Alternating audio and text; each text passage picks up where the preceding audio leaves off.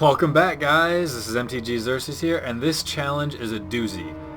There's also an in-game achievement for doing it all 5 different ways, and well, we'll just see on why there's 5 different ways that we need to do this, and all 5 will be covered in this video. Obviously, with 5 different things going on, there's way too much stuff, so I'm going to try and not break it down for each individual instance and just kind of do them all. Blah blah blah. The 5 Praetors are going for your throat. Survive and win. Can you solve the puzzle 5 different ways, slaying a different Praetor each time? All of them, obviously, they're each their own color, or they're each their own whatever. Let's just take a gander at the creatures. Elesh Norn is out there as the white Praetor. She's ridiculously awesome. Go birthing pod. Blue Praetor is meh. His ability seems really cool, but I don't think anybody's ever used him in like any sort of regular playing format. Sheoldred is really awesome as well. Huge combat modifier, also awesome in birthing pod. Urabrask is also awesome in birthing pod. He doesn't seem as powerful at first, less to cast, less strength straight up, and you know, haste only affects for 1 turn, but he's really nice when you actually use him and really annoying when you play against him. He's just one of those guys you have to, you know, experience. And then the green guy definitely has a really annoying ability. And then Bank Slayer, as I used to call her, because she was 55 bucks a pop and every deck had 4, you know, whatever. Also one of the best creatures of all time. So we have to do this challenge 5 times, killing each one of these 5 guys in each instance while still winning the challenge. So because of Sheoldred's ability of me having to sacrifice Bane Slayer, I'm going to do the killing Sheoldred challenge first. So we're going to block, and then as the block phase is going down, cast both of your instants, because Bane Slayer has to be strong enough in order to kill Sheoldred. So we'll give her +6, make her a 9/9 first strike, and boom. Okay, so Sheoldred's dead, which is exactly what we need, and now we just need to win. He's going to draw some cards because of this guy. He's going to cast Thought Scour, make us lose some stuff, but we're going to do nothing. Because of the green Praetor forcing us to tap our lands, we're not going to bother doing anything. We lose another Bane Slayer, which sucks. It's now our turn, but at least we get to keep our Bane Slayer, so that's cool. Now during our main phase, what we drew a Sizzle, which is sweet. So we're going to cast Sizzle, and we want to make sure that we still have a Plains left untapped. And then this works out kind of funky. You pretty much have to know the way the challenge is going to play out, but just proceed to attack. He has no flyers, he's at 1 life. Proceed to attack, and you think you're going to win the game. And that's when he casts Leaf Arrow, which deals 3 damage to our creature with flying. But this is why we keep... Whoa, I stopped the timer! Oh, are you serious? I guess I didn't stop the timer. I thought I stopped the timer. What you're supposed to do is freaking cast Veteran Reflexes on it, which gives it +1, makes it a 4/4, and then you swing it for 4 points, and you win the challenge. That was stupid, game. Way to go. I totally hit the pause timer button, but it just continued it instead. So that was the black one. We'll just miss the animation on it because that's how it works. It ends up playing out that way. So, again, they attack with all 5, and this time we're going to kill... Let's kill the blue one. I don't know why. I don't like the blue one. So we're going to block the blue one.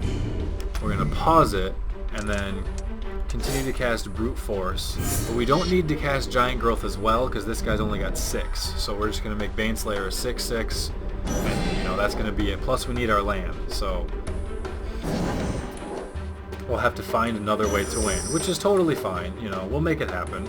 We have to sacrifice Bane Slayer because of Sheoldred, and then we draw a different card. We draw, what is it? Niveus Wisps. So this one's a little interesting. We have to cast Avatar of Might now, and really just start to use the other cards in our hand. Let's see, what was the correct order for this crap? I needed to... That's right, cast Veteran's Reflexes on him. To untap him. We don't care about his power, but he needs to be untapped. And then... What was the point of us... I'm not sure... No, we don't need to do that. I just did it anyway, I guess. Draws us an extra card, who cares? Okay, so casting the Wisps was a waste of time. But what we needed to do was cast the Avatar of Might, untap him, and then give him haste with Burst of Speed to give him haste, Veteran Reflexes to untap him, and then this card was a gigantic waste of time, but I felt like casting it anyway, apparently. So we proceed to attack with this guy. Oh, that's right. I'm stupid. We needed to cast Niveus Wisps so that Elesh Norn gets tapped. Yeah, don't listen to me. I mean, listen to me, but who cares? So that's the second challenge. Or the second method of doing this challenge. The blue one. Whatever. Again, it starts off the exact same way. He attacks with all of them. And this time, let's see, we've gone to the right. Now let's go to the left and we'll kill Urabrask. So proceed to block, stop the timer, and once again we need to cast Brute Force on Baneslayer to make it strong enough to kill.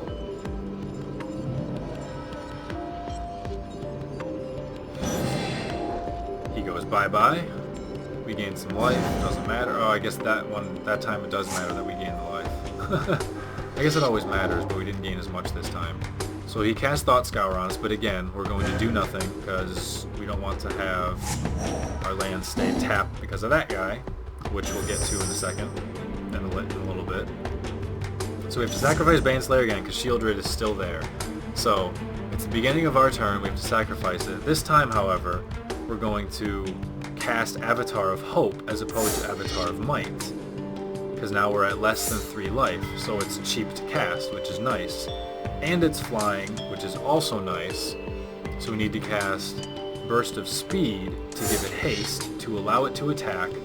It's only got 2 power, however, so this is where the Giant Growth comes in, which is why we wanted to cast, or save the Giant Growth for this turn as opposed to casting it last turn and leaving us with the red mana.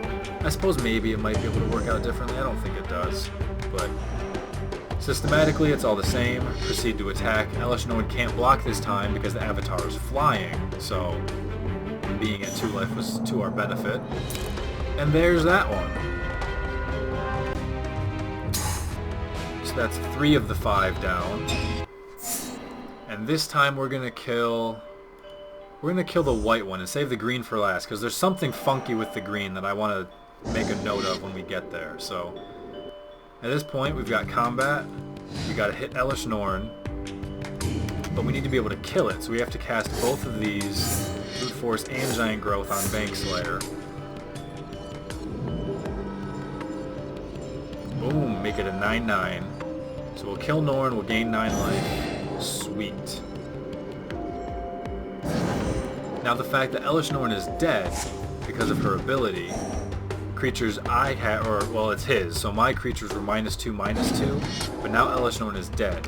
So what that's going to change is it's going to allow us to use the Spark Elemental in our hand, which otherwise, if we would have casted it, it would have just straight up died, because it gets -2/-2 and has no toughness. Because Norn is now gone, we can cast it. Urabrask is going to make it come into play tapped, but that's fine because of this Veteran's Reflexes, which allows us to untap it and get that 4th power up there, which we desperately need because he's at 4 life. Proceed to attack, proceed to win the game, and that's 4 out of 5 Praetors down. So this leaves us now with the last one, the green one, and this one there's a little bit of an issue with it. Read his ability before they attack. Whenever an opponent taps a land for mana, which means me in this case, that land doesn't untap during its controller's next untap step. The way this game takes it is that once I kill this guy, the game is going to see it as he's not in play, and thus my lands will be able to be untapped, which is not actually the way it works.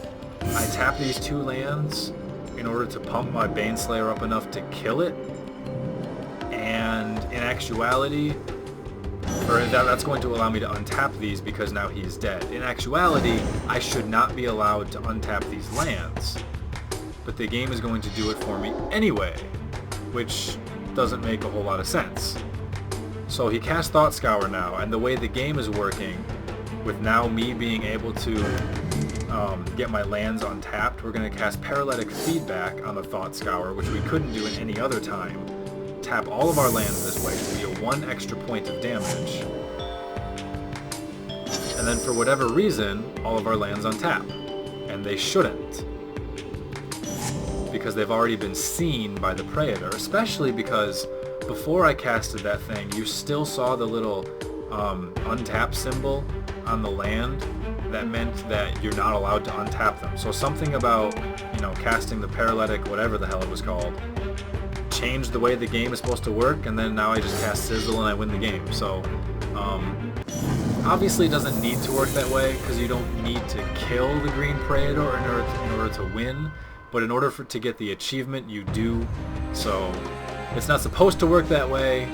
It's definitely against the rules of Magic, but I guess considering how much different stuff they had to put in one match, having to win it so many different ways, I guess they're just going to let that one slide, even though for an achievement, just simply because it's way too hard to manage to do otherwise.